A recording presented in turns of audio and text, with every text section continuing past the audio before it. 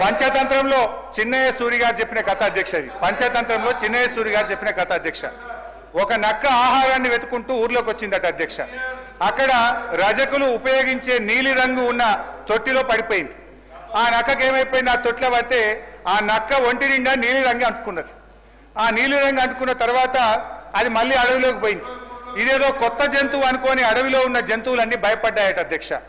ఈ నక్క కూడా ఇదేదో బాగుంది, అందరు నాకు భయపడుతుందని నేను దేవుడు పంపిన దూతను, ఈ రోజు నుంచి నేనే మీకు రాజును అని ఆ నక్క అన్నదట అధ్యక్ష.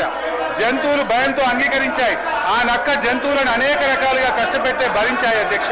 ఒకరోజు ఆ నక్క పెద్ద సభ పెట్టింది, కొత్త చట్టాల గురించి చెప్తుంది.